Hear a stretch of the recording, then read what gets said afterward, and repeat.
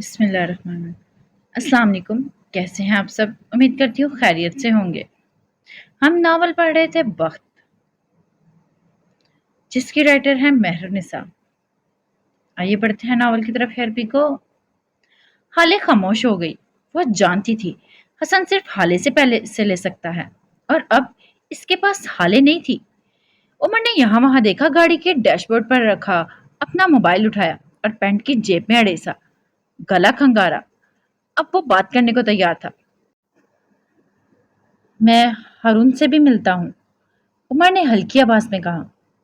کب سے؟ حالے کا لہجہ نارمل رہا۔ یا جتنی ریلیکس کیسے ہے؟ کہیں نشہ تو نہیں کر لیا؟ کچھ دن پہلے سے؟ وہ کیسا ہے؟ اس کا لہجہ سادہ تھا۔ عمر نے گہری سانس بھری۔ باوقار، وہ بے اختیار بولا تھا، لیکن اس کے اندر کچھ ٹوٹ سا گیا ہے۔ اس کو کافی وقت پہلے سے جانتا ہوں، مطلب ہم ملے نہیں تھے، لیکن میں جانتا ہوں۔ وہ جب ہنستا تھا تو اس کی آنکھیں بھی ہنستی تھی۔ اب بس وہ خود ہی ہنستا ہے۔ اس کی آنکھوں میں اداسی ہے۔ وہ دکھاتا نہیں ہے، لیکن مجھے دکھ جاتا ہے۔ اور سب سے بڑی بات، اس کا دل ٹوٹا ہوا ہے، جسے وہ خود ہی جوڑ رہا ہے۔ اس سے بھی اہم بات، وہ دوبارہ پینٹ کرنے لگا ہے۔ وہ ایسے بتا رہا تھا جیسے کوئی خبر نامہ۔ اس کی آخری بات پہ حالے کو خوشگوار حیرت ہوئی تھی۔ چند لمحوں کے لیے وہ مارے خوشی کے کچھ بول نہ سکی۔ اس نے کیا پینٹ کیا ہے؟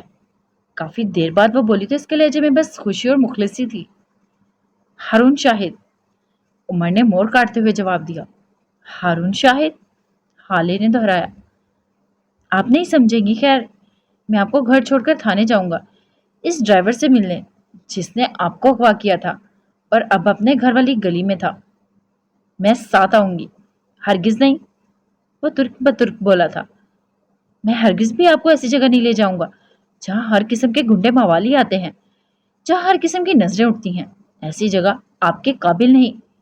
میں خود جاؤں گا، وہ دو ٹوک لہجے میں بولا تھا، ساتھ گاڑی کو بریک لگا کر روکا۔ وہ اب اپنے گھر کے دروازے کے آگے تھے۔ تم مجھ پر حکم نہیں چلا سکتے۔ میں حالے سلطان ہوں، وہاں جاؤں گی جہاں میرا دل کرے گا۔ کوئی اگر میری طرف بری نظر سے دیکھے گا تو میں ان کی آنکھیں نکالنا جانتی ہوں۔ تمہیں میں نے بتایا ہے، اجازت نہیں مانگی۔ عمر نے سینے پر ہاتھ باندھتے سکون سے اس کی ساری تقریر سنی، پھر سراہنے والے انداز میں ابروج گائے۔ بریوو! میں آپ کی اس تقریر سے خاصا متاثر ہوا ہوں، لیکن میں آپ کو اپنے ساتھ نہیں لے جاؤں گا۔ حالے نے اس کو کلس کر دیکھا تھا، پھر ایک دم اس کے ذہن میں کچھ کلک ہوا۔ کاغذی ہی صحیح، میں تمہاری بیوی ہوں۔ کیا تم اتنے گئے گزرے ہو کہ کوئی بھی ایرے گہرے تمہارے سامنے تمہاری بیوی کو دیکھنے کی جرات کر سکتا ہے؟ وہ جتاتی نظروں سے پوچھ رہی تھی۔ عمر کے تاثرات سخت ہو گئے، پھر یکدم وہ مسکرایا۔ میری غیرت کو جگانے کے لیے یہ ایک اچھی کوشش تھی، لیکن اگر آپ کو لگتا ہے میں آپ کی بات سن کر، غیرت کی چوٹیاں پھلانگ کر آپ کو اپنے ساتھ لے جاؤں گا تو آپ غلط ہیں۔ آپ گھر جا رہی ہیں مسز حالے سلطان، وہ تپانے والے لہجے میں بولا تھا۔ حالے چند لمحے اس کو دیکھتی رہی، ڈھیر سارا غصہ اور اشتعال اپنے اندر دبائے، پھر دروازہ کھول کر ایک زوردار آواز کے ساتھ گویا اس کے منہ پر مارتی باہر نکل گئی۔ خود کو جانے کی اجازت مل نہیں رہی، اب ان بیوی کو بھی لے جاؤ۔ ہاں، وہ بڑبڑاتے ہوئے گاڑی کے آگے بڑھا رہا تھا۔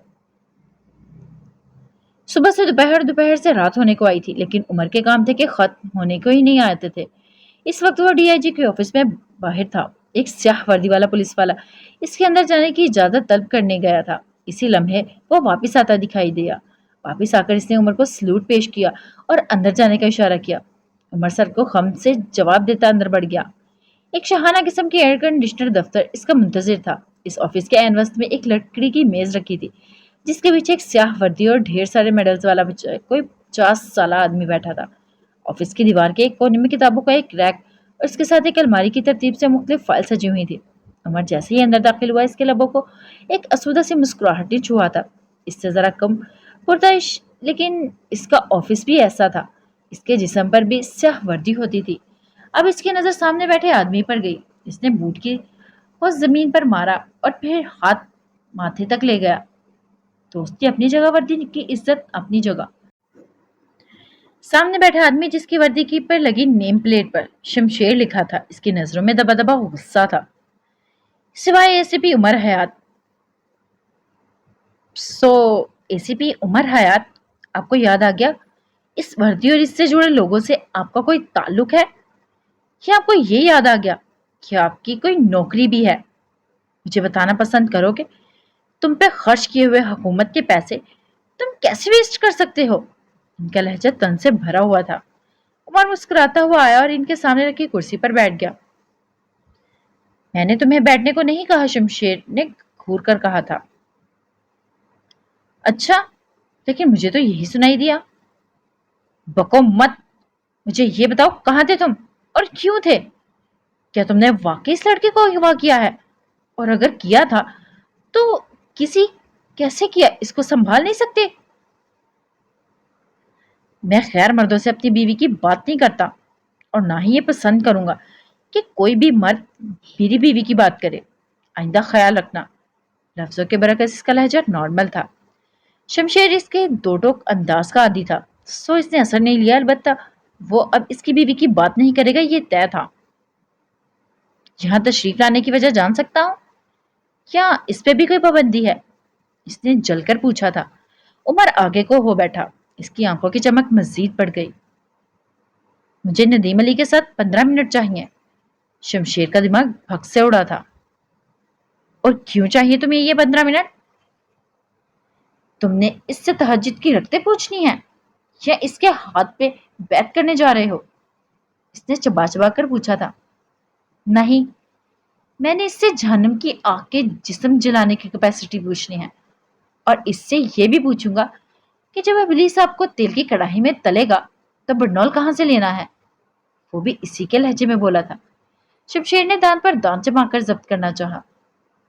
मेरी बात सुनो उमर। वो मेज पर आगे को हुआ। तुम इस शहर के लोकल नहीं हो।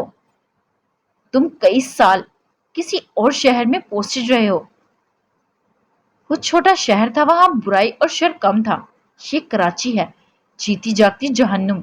ये बंदा खा जाती है, निकल जाती है और पता भी नहीं चलता। इस शहर का पानी दिल से सांस खत्म कर देता है। तुम छोटे शहर के छोटे मोटे ड्राइव देखकर यहाँ आए हो। यहाँ की दुनिया अलग है। या वापस चले जाओ या इस शहर को एज इट इज कबूल करो। इसके लहजे में हल्की सी फिक्रमंदी थी। उमर चंद लम्हे इसको देखता रहा, फिर मुस्कुराया, एक सर्द सी मुस्कुराहट। मैं जिस शहर से आया हूँ वहां लोग रातों को उठ उठ कर तहज्जुद नहीं पढ़ा करते थे। चोरी, डाका, कत्ल, रेप, ये सब वहां भी होता था। वो कोई तीसरी दुनिया नहीं थी। वहां भी लोग रहते थे। और लोग जहां भी रहते हो ना, वो इस जगह को जहन्नुम बना ही देते हैं। बात कराची या कोयटा की नहीं है, बात लोगों की है। कोई भी शहर बुरा या अच्छा नहीं होता, इससे अच्छा या बुरा वहां के रहने वाले लोग बनाते हैं। बुरे लोग हर शहर में हैं, तो मुझे इन लोगों का खौफ ना दिलाओ। डरते वो लोग हैं जिन्हें कुछ खोने का खौफ हो। उंगली से सीने पर दस्तक दी। मैं उमर हयात हूँ। मेरे पास खोने को सिर्फ ये चलती सांसें हैं और इनको रोकने पर बस खुदा का इख्तियार है। सो मैं हर किस्म के खौफ से आजाद हूँ। अब तुम मुझे बताओ, मेरा काम कर सकते हो या नहीं? शमशेर ने एक गहरी सांस ली। उमर, मेरी बात समझने की कोशिश करो। तुम पे एक लड़की के अगवा का केस है। तुम सस्पेंड हो। तुम पे इंक्वायरी बैठी है और सोने पे सुहागा तुम अपनी इंक्वायरी कॉल पर 2 बार नहीं गए। तुम्हारी फोटो अखबार में लगी है। तुम्हें एक आखिरी कॉल आएगी और अगर तुम नहीं गए तो तुम्हारी नौकरी चली जाएगी। तुम जानते हो मुझ पे कितना प्रेशर है। मैंने किस तरह आइजो को संभाला हुआ है, किस तरह इंक्वायरी टीम के हाथ पैर जोड़े हैं, किस तरह तुम्हारी खातिर जलील हो रहा हूं। आखिर तुम मुझे बता क्यों नहीं देते कि तुम चाहते क्या हो? वो जैसे आजिज आ गया था। मेरी इंक्वायरी इस शहर में नहीं है, मुझे दूसरे शहर जाना पड़ेगा। मेरे पीछे मेरी बीवी अकेली होगी और मैं एक दिन के लिए भी इसे अकेला छोड़कर जाना अफोर्ड नहीं कर सकता। अब सुन लिया? अब बताओ, 15 मिनट दे रहे हो या नहीं? उमर, मेरी बात सुनो तुम। इसने कुछ समझाना चाहा जब उमर उठ खड़ा हुआ।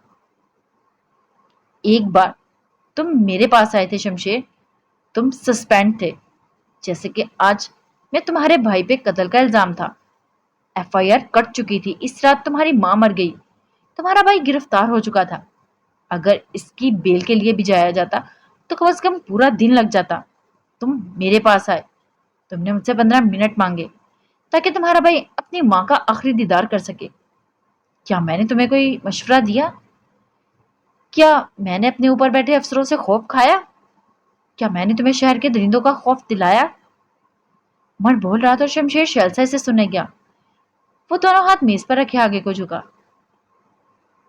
میں نے تمہاری مدد کی کیونکہ میں تمہارا دوست ہوں۔ مصیبت کے وقت دوست کو مشورہ نہیں دیا جاتا، مدد کی جاتی ہے۔ لیکن خیر، وہ سیدھا ہوا۔ عمر حیات کے پاس دوستوں کی کمی نہیں ہے، وہ بول کر دروازے کی طرف بڑھ گیا۔ اس کا ہاتھ ابھی ہینڈل پر تھا جب پیچھے سے شمشیر کی آواز آئی دی۔ تمہارے پاس صرف اور صرف 10 منٹ ہے، دفع ہو جاؤ، اور اگلے 1 مہینے تک مجھے اپنی شکل دکھائی تو میں اپنے ہاتھوں سے تمہاری جان لے لوں گا۔ وہ بے بسی بھرے غصے سے بولا تھا۔ عمر پورا کا پورا گھوم گیا، بھوت کو زمین پر مار کر سلیوٹ پیش کیا اور راجر باس کہتا باہر نکل گیا۔ گاڑی ایک بہت بڑی نجی بلڈنگ کے سامنے آ کر رکی تھی، شیشوں سے ڈھکی۔ یہ بلڈنگ یوں تو مختلف قسم کے کاروباری کاموں کے لیے استعمال ہوتی تھی، لیکن اس عمارت کا بیسمنٹ نائٹ کلب کے طور پر استعمال ہوتا تھا۔ گاڑی سے نکلنے والا نوجوان ہارون شاہد تھا، سیاہ جیکٹ شرٹ کے ساتھ سیاہی جینس پہنے، بالوں کو جل سے پیچھے کو جمائے، خوشبوؤں میں رچا بسا۔ وہ جو عام حالات میں وجیہہ لگتا تھا، آج اچھا خاصا وجیہہ لگ رہا تھا۔ باہر نکل کر ایک تائرانہ نظر سارے میں ڈال کر وہ متوازن چال چلتا داخلی دروازے کی طرف بڑھ گیا۔ اندر آتے ہی ایسا لگا جیسے یہ کوئی اور ہی جہاں ہو۔ میوزک کا بے ہنگم شور، بے ڈھنگے انداز سے ناچتے تھرکتے نوجوان، نشے کی زیادتی یہاں سے وہاں لڑکتے نوجوان۔ لیکن نوادر ان تمام چیزوں سے بے نیاز تھا۔ وہ اسپاٹ نظروں سے اطراف میں نظریں گھماتا کسی غیر شناسا لیکن جلدی شناسا ہونے جانے والے چہرے کو ڈھونڈ رہا تھا، جس کے لیے اسے زیادہ تکو تو نہیں کرنی پڑی۔ اس کی نظر کے عین سامنے دائرے میں رکھے صوفوں میں ایک سنگل صوفے پہ سے وہ لڑکا بیٹھا ہوا نظر آیا، جاسم شاہ۔ مناسب نقوش، صاف رنگت لیکن منجھی ہوئی آنکھیں، وہ ٹھکرایا ہوا چہرہ۔ ہارون کو اس کے اندر اپنا کچھ ماہ قبل پہلے والا چہرہ دکھائی دیا۔ خدا نے محبت کو ہیل کرنے کا اختیار دیا تھا۔ یہ کیسی محبت تھی جو تکلیف کے علاوہ کچھ دے ہی نہیں رہی؟ یہ کیسی محبت ہے جو چہرے پہ چمک لانے کی بجائے چہرے کا نور ختم کر دیتی ہے؟ لیکن کیا واقعی محبت ہے یا کوئی آبزیشن؟ اس نے سر جھٹکا، ایک گہری سانس لی اور ان صوفوں کی جانب قدم بڑھا دیے۔ ان کے قریب پہنچ کر ہارون نے دیکھا کہ درمیان میں رکھی شیشے کی میز پر کونوں میں اور بیچ میں ایک سفید پاؤڈر رکھا تھا۔ وہاں بیٹھے نوجوانوں کے گروپ میں سے تھوڑی تھوڑی دیر بعد کوئی نوجوان نیچے کی طرف جھکتا، ناک سے وہ سفید پاؤڈر اندر تک لے جاتا اور پھر اپنا پورا وجود صوفے کی پشت پر پھینک سا دیتا۔ یہ کیسا سرور تھا، یہ کیسی راحت تھی! اس وقت بھی ایک نوجوان نے اپنا چہرہ میز کی جانب جھکا رکھا تھا۔ ابھی وہ ناک کے ذریعے اس پاؤڈر کو اندر تک لے جاتا کہ ہارون نے اپنے جوگر سے اس میز کو لڑکا دیا۔ سفید پاؤڈر فرش پر بکھر گیا۔ صوفے پر پڑے نیم بے جان وجودوں کو غصہ آیا لیکن اٹھ نہیں سکے کہ جسم میں سکت نہ تھی۔ کچھ نے اٹھنا چاہا لیکن پھر ٹانگیں ان کا بوجھ برداشت نہ کر سکی اور واپس گرے۔ ایسے میں بس ایک وجود تھا جس کے چہرے پر غصہ بھی تھا اور ہوش بھی۔ یہ کیا حرکت تھی؟ تم کون ہو اور جرت کیسے ہوئی تمہاری؟ اب کہ تمہارا باپ لے کر آئے گا یہ مال؟ پتا بھی ہے کتنا مہنگا تھا؟ 22 سالہ جاسم جوہرانہ تیور لیے اس کے سامنے تنکڑ کھڑا ہو گیا۔ صوفے پہ پڑے نیم بے ہوش اس کے دوست اب اس کے نام کی ہوٹنگ کرنے لگے تھے۔ ہارون اثر لیے بغیر جاسم کے کان کے پاس جھکا۔ میرے پاس اس سے زیادہ مہنگی اور کام کی چیز ہے، وانا ٹرائی؟ جاسم ٹھہر گیا لیکن آنکھوں کی پتلیاں مشکوک انداز میں سکڑی۔ کیا تم پولیس والے ہو؟ دیکھو اگر ہو تو 2 لاکھ کا آؤٹ فٹ، 3 لاکھ کے جوتے، 1 لاکھ کی گھڑی، یہ میری آج کی تیاری کی قیمت ہے۔ تمہیں لگتا ہے چند ہزار کمانے والے پولیس والے اتنے پیسے ضائع کر سکتا ہے؟ ہارون کی گرے آنکھوں میں چیلنج تھا۔ جاسم کے کندھے ڈھیلے پڑے۔ پھر تم کون ہو؟ تمہاری طرح ایک پارٹی بوائے، امیر باپ کی بگڑی اولاد، بس اپنے باپ سے بنتی نہیں تو یہاں چلا آیا۔ آج ایک نئی چیز ملی ہے تو جو سوچا سب کو ٹرائی کرو۔ کیا خیال ہے؟ وہ اپنے لہجے سے پارٹی بوائے ہی لگ رہا تھا۔ لیکن میرے فرینڈز بھی ساتھ آئیں گے، تمہیں اعتراض تو نہیں ہے نا؟ ایسے کلبز میں یہ ساری باتیں عام تھی، سو وہ جلد ہی مان گیا تھا۔ ہارون نے ایک نظر اس کے فرینڈس کو دیکھا، پھر مسکراتی نظروں سے جاسم کو دیکھا. کیا تمہیں لگتا ہے یہ لوگ آ سکتے ہیں؟ ہارون نے ان کی حالت پر چوٹ کی. اگر تمہیں چاہیے تو میرے پیچھے آؤ، وہ کہتا آگے بڑھ گیا. جاسم ہے کرتا اس کے پیچھے گیا تھا. تھوڑی دیر بعد وہ دونوں اس میز کے شور والی جگہ پر کافی دور نسبتاً ایک سنسان گوشے میں بیٹھے تھے. چھوٹی سی میز پر سفید پاؤڈر رکھا تھا اور وہ دونوں میز کے اطراف میں رکھے سنگل صوفے پر بیٹھے تھے. تمہاری تو منگنی ہو گئی تھی نا پچھلے مہینے، کیا تمہاری پارٹنر ساتھ نہیں آتی؟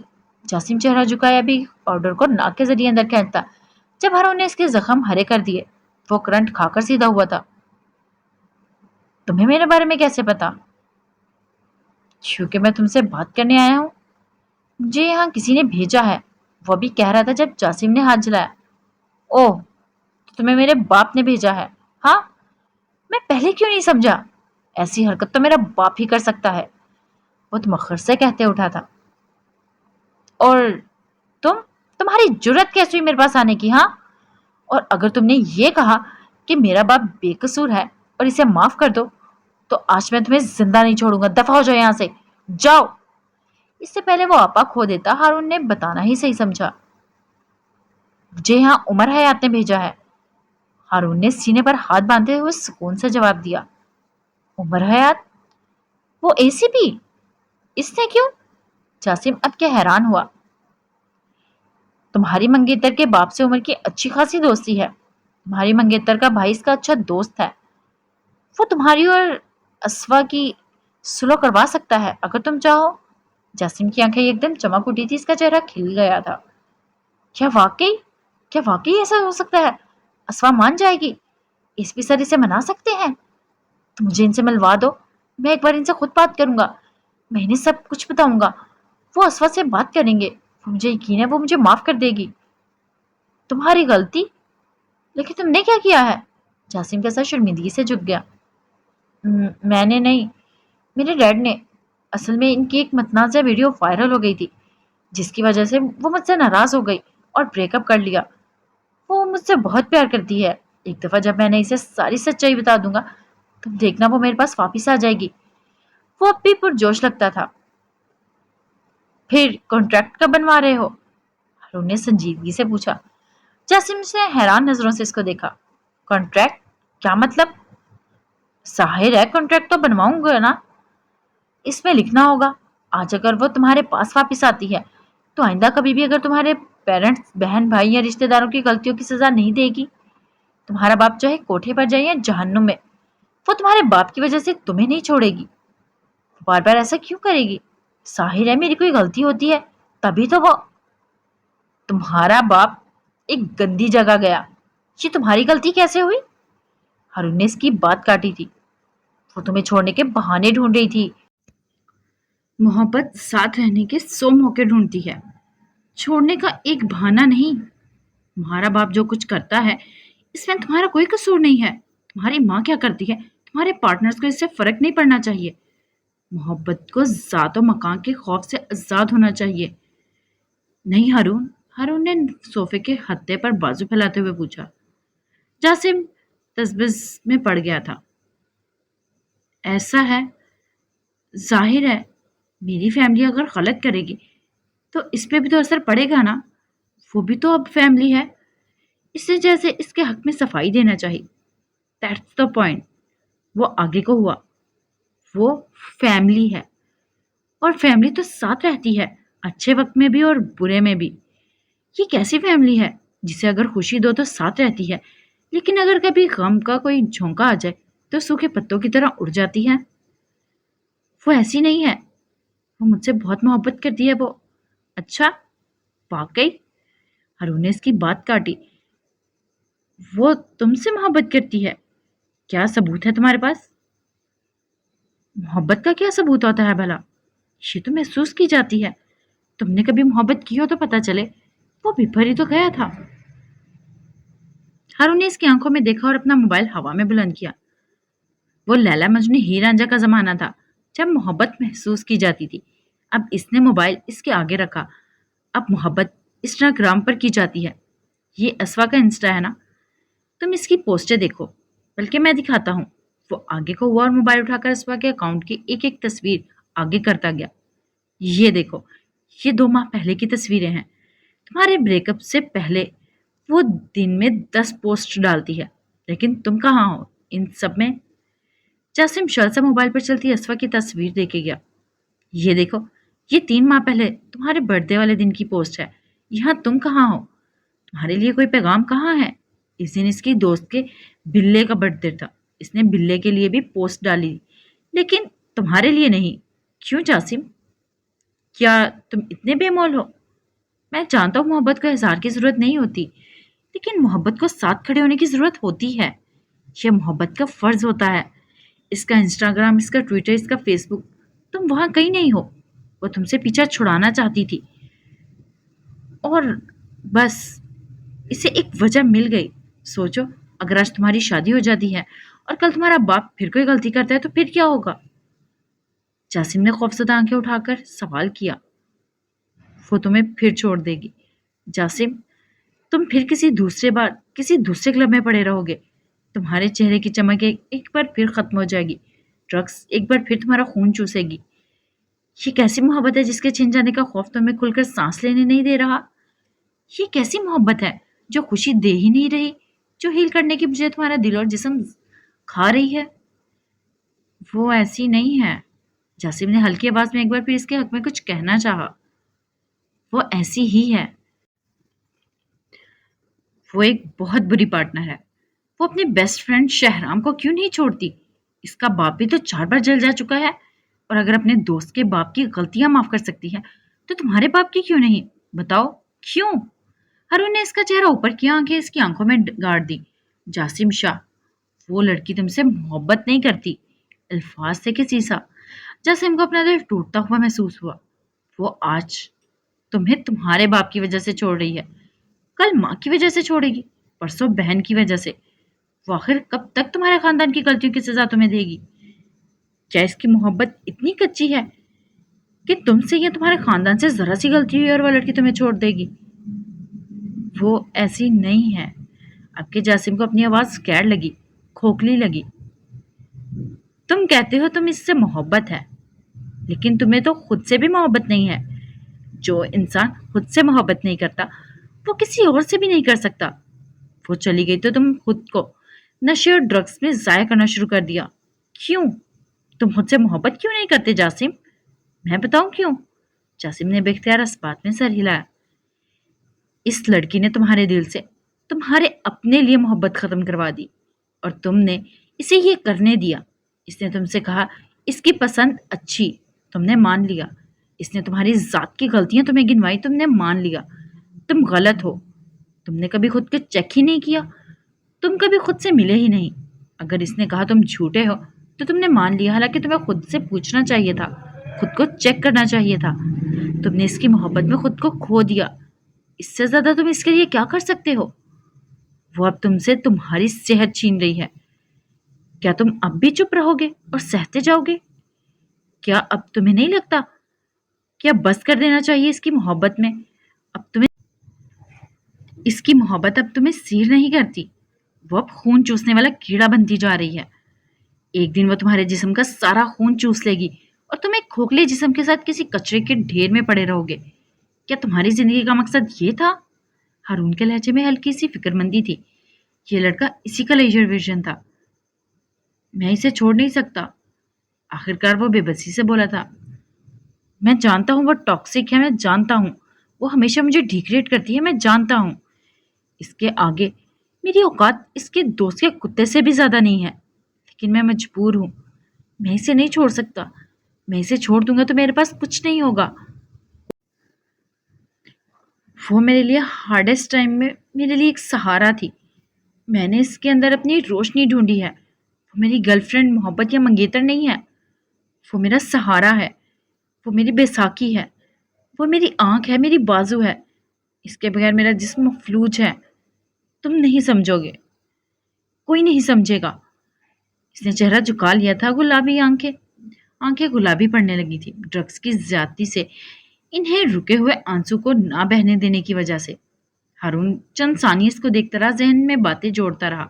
वो हाले नहीं था जिसके पास बातों के जवाब होते थे, जिसको बोलने का हुनर आता था, जो लोगों को लाजवाब कर सकती थी। क्या तुम बलाओं से डरते हो? काफी देर बाद हारून ने सवाल किया था। क्या तुम्हें अब भी लगता है कोई अल्लाह बाबा आएगा और तुम्हें तुम्हारी गलती की सजा देगा, या फिर कोई छोटा सा कीड़ा हो बहू तुम्हें खा जाएगा? बताओ, क्या अब भी ऐसा लगता है? जासिम चंद लम्हे हैरानी नजरों से इसको देखता रहा, फिर एकदम हंस पड़ा। कैसी बातें कर रहे हो? क्या मैं बच्चा हूं कोई?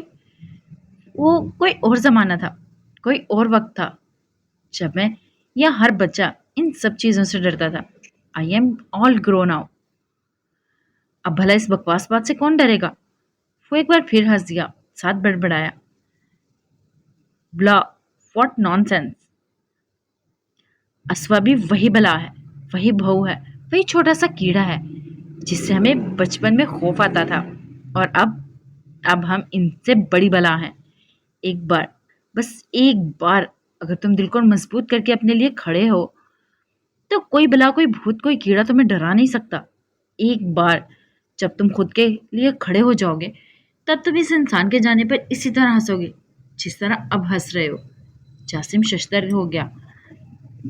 कोई भी चीज, कोई भी इंसान, कोई भी वाकया हमें तब तक हॉन्ट करता है जब तक हम इससे छुपते हैं, इससे भागते हैं। एक बार, सिर्फ एक बार अगर इसकी आंखों में आंखें डालकर खड़े हो जाओ, तो तुम्हें पता चल जाएगा असल बला तुम खुद हो। तुमसे ज्यादा मजबूत कोई और नहीं है। सारी बलाएं, सारे कीड़े एकदम गायब हो जाएंगे और बाकी रहोगे तुम, क्योंकि तुम अपने लिए खुद खड़े थे। जासिम फटी पड़ी आंखों से इसको देखता रहा। हारून उठ खड़ा हुआ था।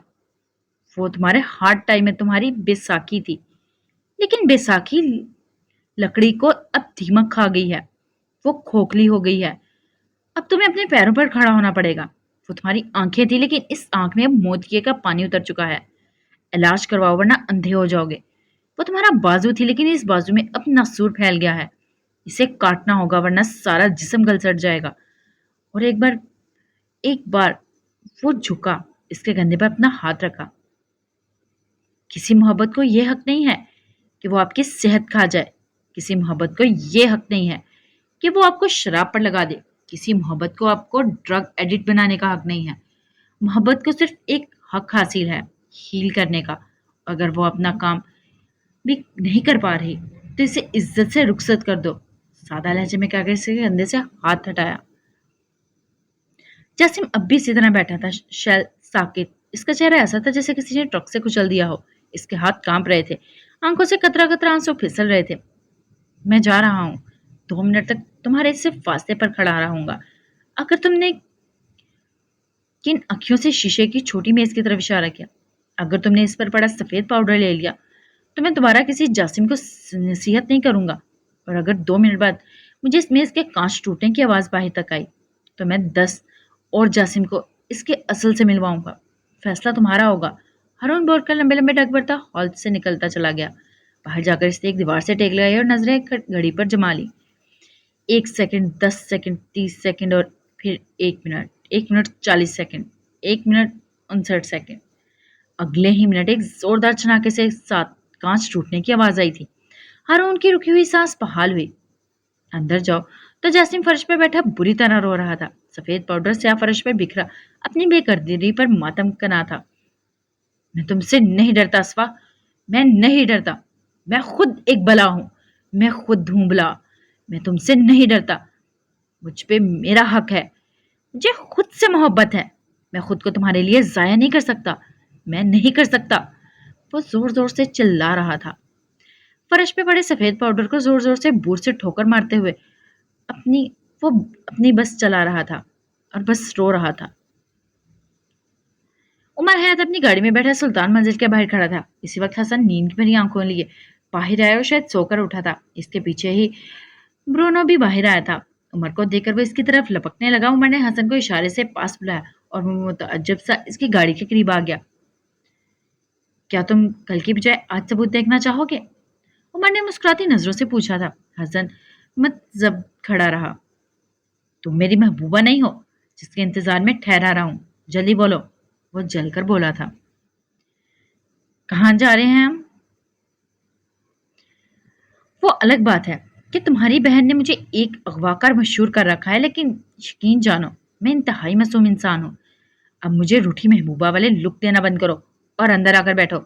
आखिर में इसका लहजा संजीदा हो गया था। हसन ने जवाब दिए बगैर गाड़ी का आगे वाला दरवाजा खोलकर अंदर बैठ गया। फिर मुड़कर देखा, ब्रूनो इसे ही देख रहा था। हसन ने मुस्कुराकर इसे करीब आने का इशारा किया और फौरन गाड़ी के पास आ गया। थोड़ी देर बाद गाड़ी अपनी मंजिल की तरफ रवाना थी। उमर के चेहरे पर सख्त बेजारी थी। वजह वो भूरे बालों वाला कुत्ता था जिसे हसन ने पिछली सीट पर बिठा रखा था। इस कुत्ते को साथ लाने की क्या जरूरत थी? इससे अच्छा था तुम खुद भी ना आते। आखिरी अल्फाज जेरे लब कहे थे। मेरा बेटा हर जगह मेरे साथ जाता है। अगर तुम्हें कोई मसला है तो मुझे यहाँ उतार दो और खुद आगे चले जाओ। हसन ने भी बगैर किसी लगी लिपटी के जवाब दिया था। उमर उलझ रह गया। मैं तुम्हें थाने ले जा रहा हूँ हसन। अब किसकी आवाज संजीदा थी। हसन चौंका था। उमर कहे गया, मैं एक बच्चे को कभी भी इस तरह नहीं ले जाता, लेकिन अब मामला अलग है। तुम यतीम हो चुके हो और यतीम बच्चों को चाहिए कि वक्त से पहले बड़े हो जाएं। मैं जानता हूँ आज के बाद तुम मासूम नहीं रहोगे, लेकिन मैं चाहता भी नहीं हूँ कि तुम मासूम रहो। तुम्हें अंदाजा होना चाहिए कि तुम्हारे खानदान के दुश्मन कैसे लोग हैं। तुम अपने खानदान के सरबरा मर्द हो। मैं आज के दिन के लिए खुद को कभी माफ नहीं करूंगा, लेकिन तुम आज के दिन के लिए मेरा शुक्र अदा करोगे। इसका लहजा बेलचक और संजीदा था। ये कोई और ही उम्र था। क्या तुमने हाले को बताया है कि तुम मुझे कहाँ ले जा रहे हो? हसन ने इसकी सारी बात सुनकर बस यही पूछा था।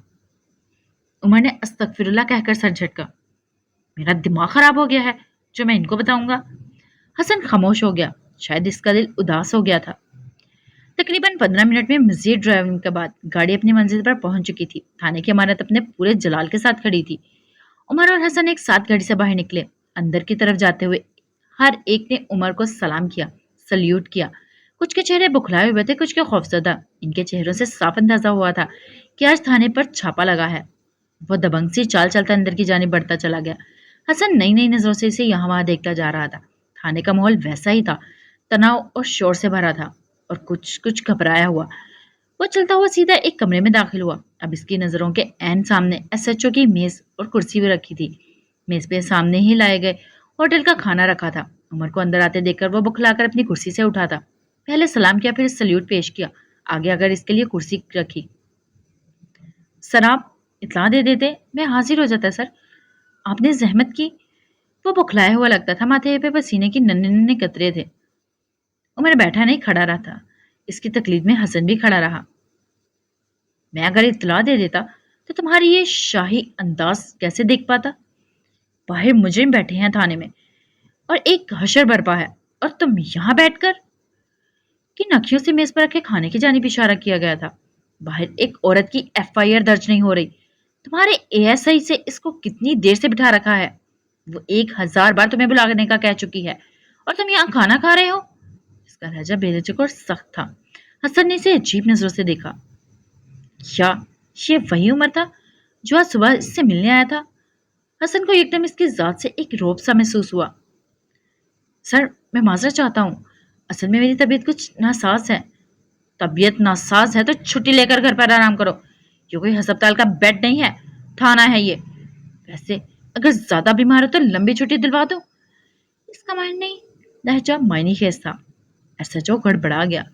सर आइंदा आइंदा ऐसा नहीं होगा। आप बताएं तो सही, हुआ क्या है? मैं कैसे आपकी खिदमत करूं? प्लीज सर आप बैठ जाएं। वो चापलूसी की आखिरी हदों को छू रहा था। उमर ने हाथ झुलाया। नंदिनी मलिक किस कोठरी में है? खोलो इसे अभी। वो रोब से कहता हुआ आगे बढ़ गया। एसएचओ हकदक सा इसके पीछे गया था। ये सब क्या है? तुम इस बेचारे पर इतना गुस्सा क्यों कर रहे थे? बाहर जाते ही हसन इसके करीब झुका था। सब बादशाह किसी लंबे सफर से वापस महल आता है तो कुछ नया काम जारी करता है, कुछ चीजें महल से बदलवाता है। इसलिए नहीं कि लोग सही काम नहीं कर रहे थे, इसलिए भी नहीं कि महल को नए हकामत की जरूरत होती है, इसलिए कि लोगों को मालूम हो जाए कि बादशाह वापिस आ गया है। दूसरा, इससे पहले लोग तुम्हें दबाएं, तुम इनको इनके कसूर गिनवाएं, फायदे में रहोगे। वो बेनियाजी से कहता आगे बढ़ता गया। हर कोई इसी को देख रहा था, हर कोई इसी की बात कर रहा था। एक कोठी के सामने आकर वो रुके थे।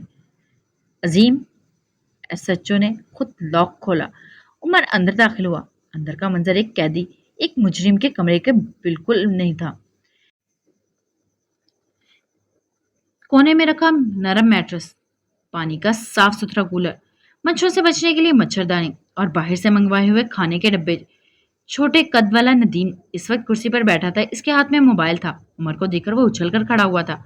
عمر نے زخمی اور غصے بھری نظروں سے عظیم کو دیکھا۔ یہ تمہاری ماں کا گمشدہ بیٹا ہے جو اتنے لاڈ اٹھا رہے تھے؟ وہ پوری قوت سے دھاڑا تھا۔ عظیم اچھل کر دور ہٹا۔ حسن کو بھی ابھی اس سے ذرا ذرا خوف محسوس ہونے لگا۔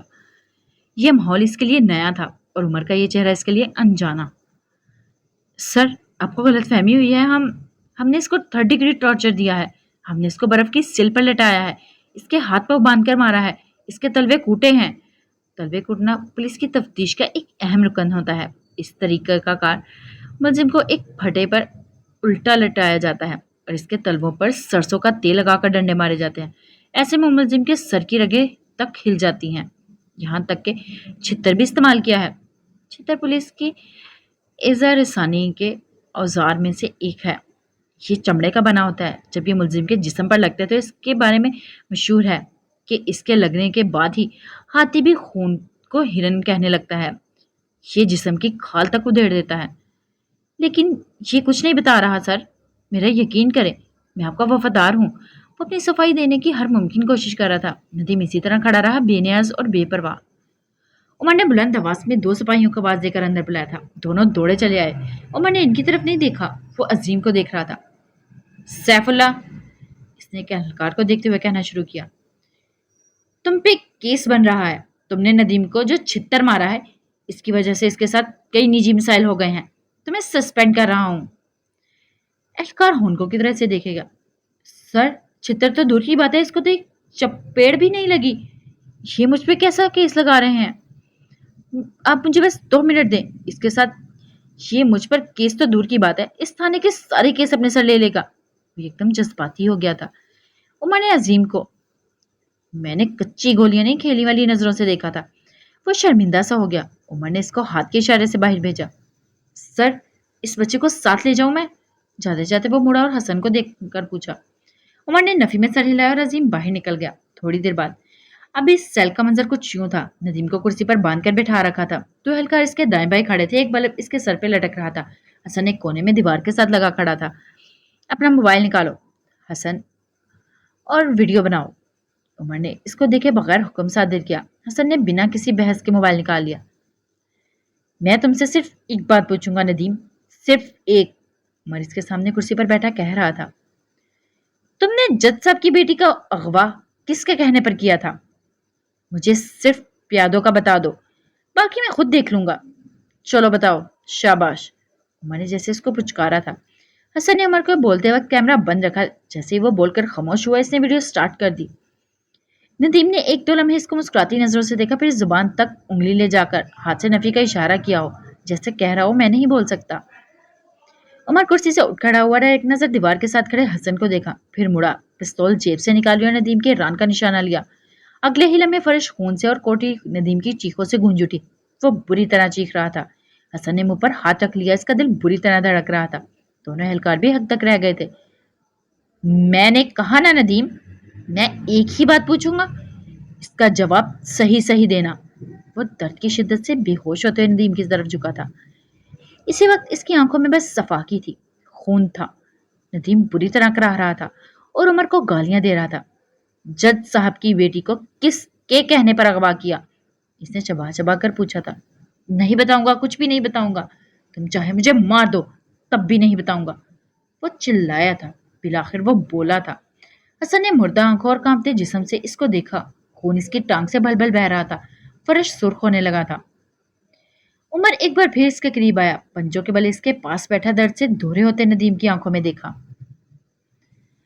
اصل میں کیا ہے نا، میں تمہارا باپ نہیں ہوں جو تمہارے نخرے اٹھائے گا یا جیسے تمہاری تکلیف سے کوئی فرق پڑے گا۔ اسی لیے اس نے اپنا انگوٹھا اس کے زخم والی جگہ پر رکھا۔ آنکھوں میں جیسے بے رحمی اتر آئی۔ اسی وقت عمر کا انگوٹھا اس کے پھٹے ہوئے گوشت کے اندر تک گھستا چلا گیا۔ ندیم درد سے تڑپنے لگا۔ پاس کھڑے اہلکار بے حسی سے، جبکہ حسن سفید پڑتے چہرے کے ساتھ سارا منظر دیکھے گیا۔ اسے عمر سے خوف آیا تھا، اسے خون سے خوف آیا تھا۔ آج اسے درد سے خوف آیا تھا۔ اس سے پہلے کہ درد کی شدت سے ندیم بے ہوش ہو جاتا، عمر نے اپنا ہاتھ ہٹا لیا۔ اس کی پوری ہتھیلی خون سے آلودہ ہو گئی تھی۔ اب وہ سر کو پیچھے پھینکے ندیم مردہ سا ہو گیا تھا۔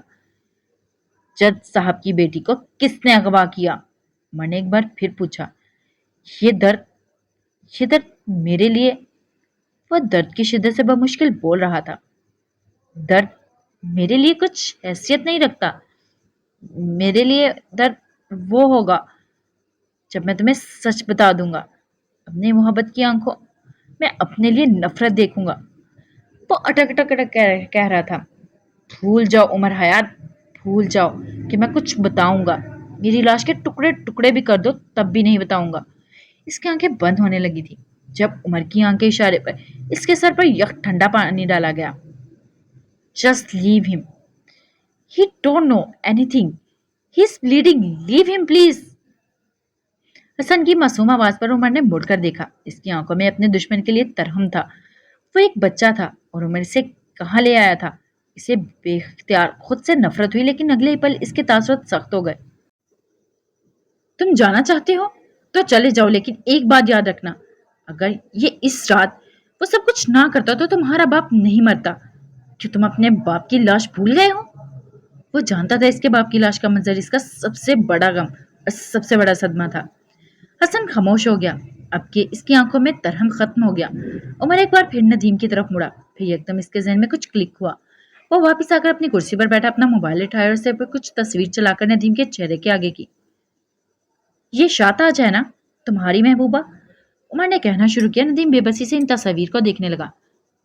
یہ دیکھو، اس نے ایک تصویر ندیم کے آگے کی جس میں شاتاج کے ساتھ ایک مرد کھڑا تھا۔ وہ تصویر کسی نیوز چینل سے لی گئی تھی جس کے نیچے اردو میں بڑا بڑا واضح سا کچھ لکھا ہوا تھا۔ مشہور کرمنل لائر شاتاج کبیر جلد ہی رشتہ ازواج میں بننے والی ہیں۔ 2 دن بعد ان کی لا فرم کے لیے دی گئی جانے والی ایک پارٹی میں شاتاج کبیر مشہور بزنس ٹائکون حمزہ شاہ نواز سے اپنی منگنی کی خبر کی تصدیق کرنے والی ہیں۔ ذرائع کے ذریعے معلوم ہوا ہے کہ ابھی ندیم کی بے قرار نظریں کچھ اور پڑتی جب عمر نے موبائل اس کی آنکھوں کے آگے سے ہٹا دیا۔ یہ حملہ مختلف تھا۔ ندیم کی آنکھوں میں بے پناہ تکلیف ابھر آئی، گولی کی تکلیف سے بھی زیادہ تکلیف۔ مجھے سچ نہیں بتاؤ گے؟ میرا کچھ نہیں بگڑے گا، کیونکہ جس عورت کی خواہش میں نے کی تھی وہ اب میری ہے۔ اس نے پہلی بار اظہار کیا تھا۔ لیکن تم کیا کرو گے ندیم؟ اس کے بھائی نے تمہارے کم مائیہ ہونے کی وجہ سے اپنی بہن کا رشتہ تم سے نہیں کیا، لیکن تمہیں زیادہ فرق نہیں پڑا۔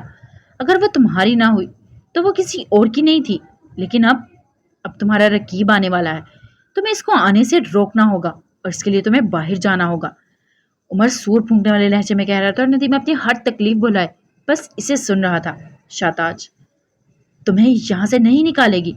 تمہیں یہاں سے اگر کوئی نکال سکتا ہے، ہاتھ کی مٹھی سینے پر ماری تھی، تو وہ میں عمر حیات ہے جو تمہاری غیرت بچا سکتا ہے۔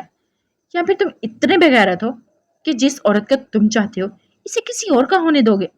جس عورت پر تمہاری نظر پڑی اس پہ تم کسی اور کی نظر برداشت کر لو گے؟ بتاؤ، کیا تم اتنے بغیرت ہو؟ عمر پیچھے کو ہوا، کرسی کی پشت سے ٹیک لگا لی، ٹانگ پر ٹانگ چڑھائے۔ اب وہ واقعی اس جگہ کا بادشاہ لگ رہا تھا۔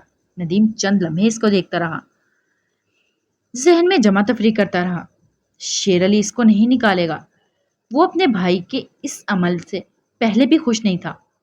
ریسٹورنٹ کی CCTV فوٹیج میں بھی وہ اس پہ اسی وجہ سے چلا رہا تھا۔ وہ اپنے بھائی کو آخری بار اس کام سے باز رکھنے آیا تھا۔ اس کے تعلقات نہیں تھے، وہ بس کام کرتا تھا۔ ساری ڈیل، سارے معاہدے اس کا بھائی کرتا تھا، سو اس کے لیے کوئی نہیں آئے گا۔ شاتاج وہ جس کی محبت میں اس نے خود کو غیر محفوظ کر دیا، وہ جس کے لیے اس نے اپنے بھائی کو چھوڑ دیا، جس کے لیے اپنے قد سے بڑے دشمن سے دشمنی بٹھا لی، آج وہ اس کی محبت کا یہ صلہ دے رہی تھی۔ وہ ان مردوں میں تھا جو عورت سے محبت کا دعویٰ تو کر لیتے ہیں لیکن ان پر اعتبار کو اپنی بے عزتی سمجھتے ہیں۔ میرے یہاں سے نکلنے کی کیا قیمت ہے؟ اب کس کی آواز صاف تھی۔ گولی لگنے کا درد کہیں دور جا سویا تھا، دل ٹوٹنے کا درد زیادہ بڑا تھا۔ اس انسان کا نام جس نے تمہیں حکم دیا؟ شاتاج وہ بے لچک لہجے میں بولا۔ وجہ؟ اس کے کسی کاروباری دوست نے اس سے مدد مانگی تھی، لیکن جب اسے معلوم ہوا کہ لڑکی مہراج سلطان کی بیٹی ہے تب اس نے یہ کام करने की हामी भर ली खुशी खुशी। लेकिन तुम इस वाक़ये में सिर्फ 3 मिनट के लिए शामिल हो, इसके लिए क्यों नहीं? क्योंकि मैं बस डिस्ट्रैक्शन था। मैंने अपना चेहरा जानबूझकर दिखाया था। पुलिस मेरे पीछे लग जाती और मैं कुछ बोलता ही नहीं। मेरा सुल्तान ढूंढ ढूंढ कर मर जाता, लेकिन इसे अपनी बेटी का मुजरिम नहीं मिलता। मैं 2 दिन में छूट जाता, लेकिन फिर पता नहीं कहाँ से तुम बीच में आ गए और हम सबकी जिंदगी का सबसे बड़ा अजाब बन गए। इसी वक्त इसके साथ खड़े एहलकार ने इसके मुंह पर जोरदार चांटा रसीद किया था। सांप से जुबान लड़ाता है, हाँ? इसे छोड़ो, इस बात को करने दो। अभी मैंने इसको नागवारी से टोका था। वो ताबेदारी से हट गया। उमर उठ खड़ा हुआ। अब इसे नदीम बेकार लगा। हसन इसी तरह दीवार से लगा रहा। उमर ने इसकी तरफ देखा, इसकी नजरों में नरमी आ गई। आ जाओ बच्चे, इधर आओ। इसने प्यार से हसन को करीब बुलाया। हसन इसके करीब नहीं आया, वो वहीं खड़ा रहा, लेकिन दूर कहीं से लग रहा था वो अब कभी खड़ा नहीं हो सकेगा। आज के बाद हसन वैसा नहीं रहेगा। इसे ना आते देखकर उमर खुद इसके करीब आया और इसका हाथ पकड़ना चाहा। हसन भुतक कर दूर हटा था, जैसे किसी करंट को छू लिया हो। इसकी नजरें उमर के हाथ पर जमी थी। वो हाथ खून आलूदा था। जाहिर है वो मिराज सुल्तान की औलाद था, इन्हीं की तरह सेंट चाहे चाहे किसी ने कितना बड़ा गुनाह किया हो, लेकिन इनके दिल से रहम नहीं जाएगा। वो अपने बच्चों में अपनी आदत डाल गए थे। उमर ने सर झटका। तो मुझे यहाँ से निकालने कब आओगे? कब से नदीम की नी मुर्दा सी आवाज आई थी। उमर पूरा का पूरा मुड़ा था। मैं जरूर तुम्हें यहाँ से निकालने आता, अगर मैं तुम्हारा बाप होता और तुम मेरी नेक औलाद। लेकिन अफसोस, ना मैं तुम्हारा बाप हूं और ना तुम कोई अच्छी औलाद। भाड़ में जाओ। इसके मुंह पर जूता मारने वाले लहजे में बोलकर वो बाहर निकल गया। थोड़ी देर बाद वहां अपनी गाड़ी के साथ खड़ा अजीम को हदायत दे रहा था, साथ अपने खून आलूदा हाथों पर पानी डाल रहा था। रिपोर्ट बनाओ, इसमें लिखो, जब हमारा एक कांस्टेबल नदीम को खाना देने गया तो इसने सर दर्द का बहाना बनाया और अपने एहलकार को अंदर बुला लिया। और जैसे ही हमारा आदमी अंदर गया, नदीम ने इस पर जानलेवा हमला करके भागने की कोशिश की, जिसके नतीजे में एसएचओ अजीम खान ने बजाते खुद इसकी टांग पर गोली मारी ताकि वो अपनी जांबाज सिपाही की जान बचा सके। वो सीधा हुआ, अजीम के हवाइयां उड़ते चेहरे को देखा। तुम मेरे वफादार हो ना? साबित करो। आज सुबह तक इसकी आंखें सर्द थीं और लहजा जज्बात से आ रही। हदायत देकर वो दोबारा अपनी गाड़ी में आ बैठा। हसन पिछली नशिस्त पर ब्रूनो के साथ बैठा था, चुप गुमसुम। थोड़ी देर बाद वो दोनों घर जा रहे थे। गाड़ी रोको, हसन अजीब सी आवाज में बोला। क्या हुआ? गाड़ी रोको प्लीज, वो अभी बेबसी से बोला। उमर ने गाड़ी रोक दी। हसन तेजी से बाहर आया। उमर फिक्रमंद सा इसके पीछे आया। इसी वक्त हसन ने चेहरा झुका लिया और सुबह से लेकर अब तक जो कुछ खाया था वो उलट दिया। इसे हर तरफ खून दिख रहा था। वो गर्दन झुकाए बहते आंसुओं के साथ कह कर रहा था। उमर ने खुद पर 1000 बार लानत भेजी, फिर बगैर कुछ कहे इसके कंधे दबाने लगा ताकि इसे आसानी हो। हसन भुतक कर दूर हटा। इसके चेहरे का रंग उड़ा हुआ था, आंखें गुलाबी पड़ रही थी। कह कह करके वो निढाल सा हो गया था। देखो बच्चे, वो ये सब डिजर्व करता था।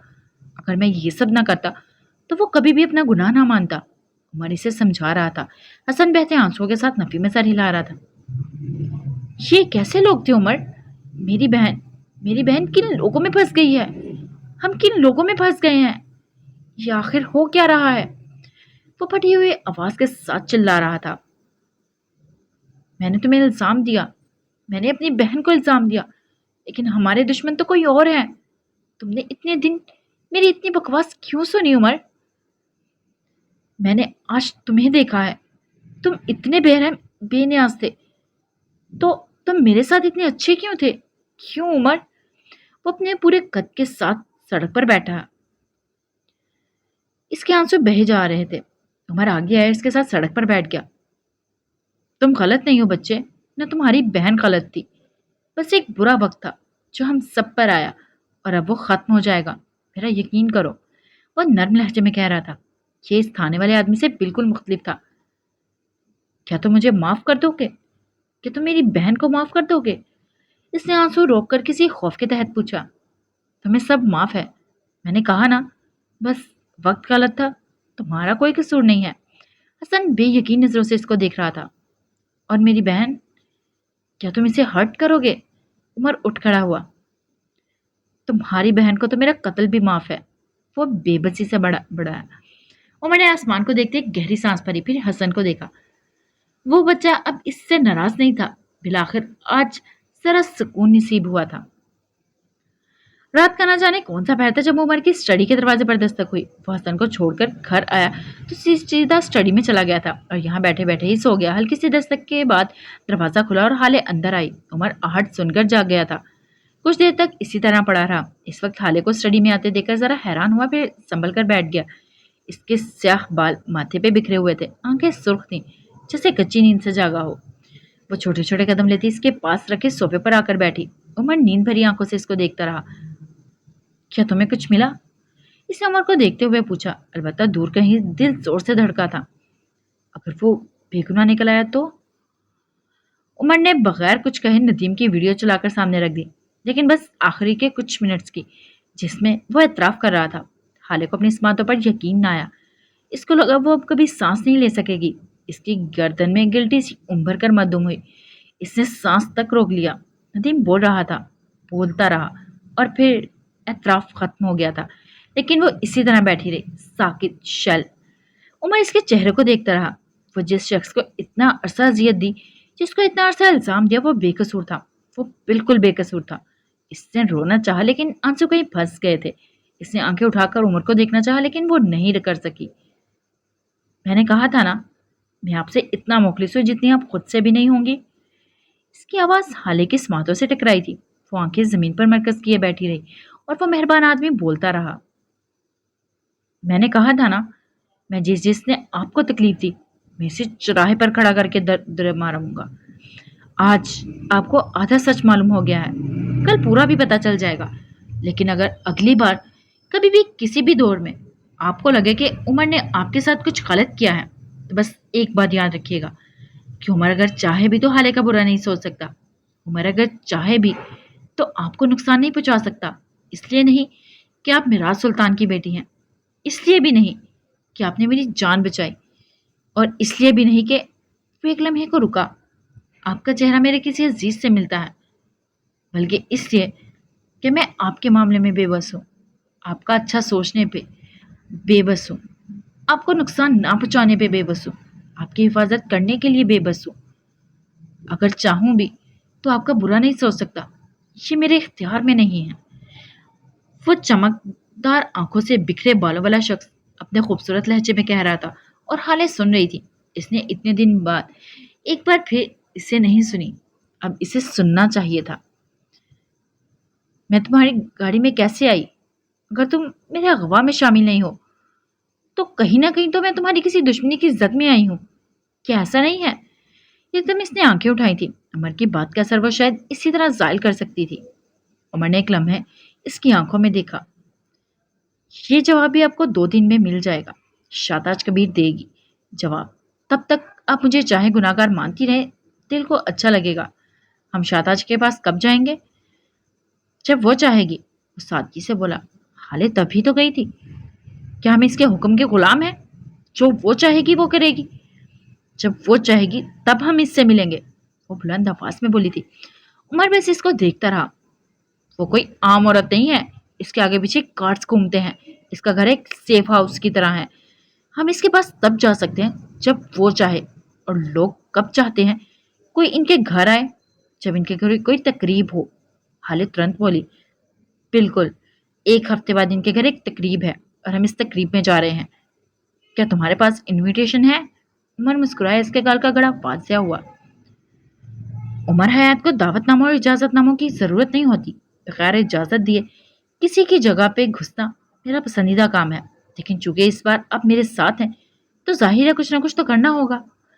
वो इसके चेहरे को देखता हुआ कह रहा था। हाले चंद लम्हे सोचती रही, फिर एकदम इसके जहन में एक चमाका सा हुआ। क्या तुम मुझे इनके मेहमानों की लिस्ट लाकर दे सकते हो? आप क्या करेंगे इस लिस्ट का? वो मुतअज्जब हुआ। मैं एक इलीट क्लास लोगों की पार्टी में, इस सोसाइटी में मूव करती हूँ। इनके मेहमानों की लिस्ट में ज़रूर कोई ऐसा होगा जिसको मैं जानती हूँ, और जिनको मैं जानती हूँ वो मुझे कभी किसी बात के लिए मना नहीं कर सकते। वो मुस्कुराकर बता रही थी। इसकी आंखें चमक रही थी, लेकिन इसी लम्हे इसकी आंखों की चमक बुझ गई, मुस्कुराहट गायब हो गई। वो यहाँ वहाँ घूमती आंखें एक नुक्ते पर साकित हो गई। क्या तुम लोग اس کی نظروں کے ارتکاز میں دیکھنا چاہو گے؟ اس کی نظریں صوفے کے سطح کے کوڑا دان میں پڑی سفیر کی آت کٹی تصویر پر جمی تھی۔ عمر نے اس کی نظروں کا ارتکاز نوٹ کیا تھا، پھر ہلکے سے کندھے اچکائے اور اپنے ہاتھ میں پکڑی تصویر کے ٹکڑے حالے کے سامنے رکھے۔ یوں لگتا تھا جیسے حالے اور سفیر کی تصویر کے دو ٹکڑے کیے گئے تھے۔ یقیناً یہ عمر کا کام تھا۔ وہ تصویر اصلی تھی، لیکن ان کے پیچھے کے مناظر الامان۔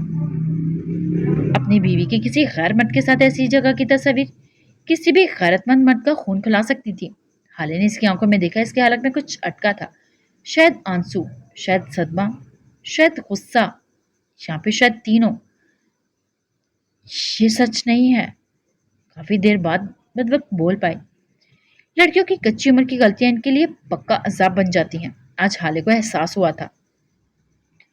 کچھ لڑکیاں اپنی ہی غلطیوں کی وجہ سے سلیب چڑھا دی جاتی ہیں اور کچھ معاف کر دی جاتی ہیں۔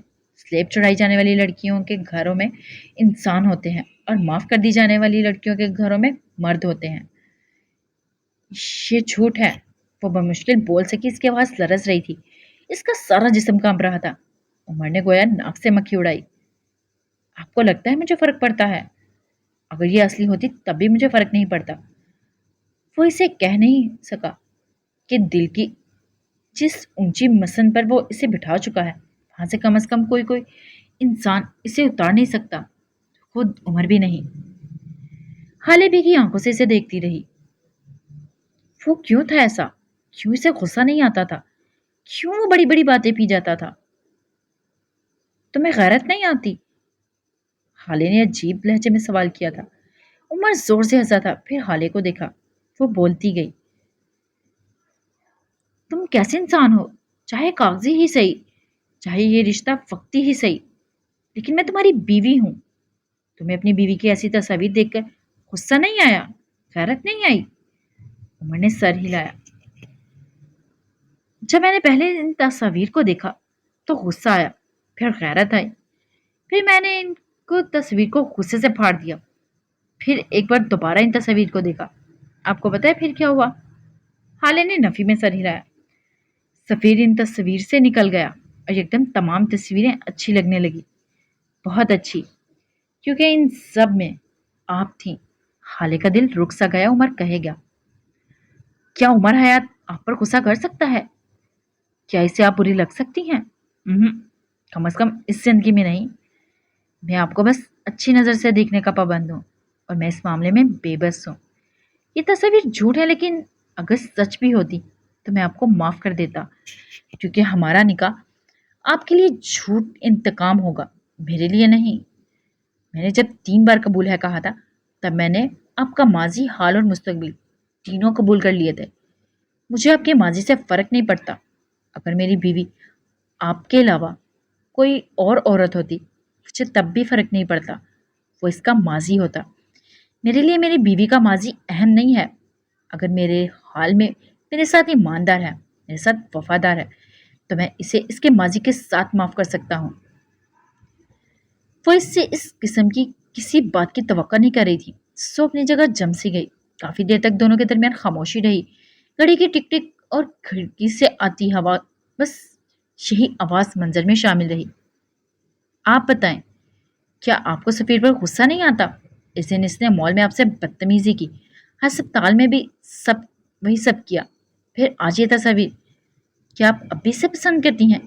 اس نے اتنا ڈائریکٹ سوال کیا کہ حالے ٹھہر سی گئی۔ میں نے اسے ہسپتال میں سنائی تو تھی۔ ان کو اس نے سادگی سے آنکھیں رگڑی اور گردن اکڑا کر عمر نے نفی میں سر ہلایا۔ وہ آپ نے سنائی نہیں، بس اپنا دفاع کیا۔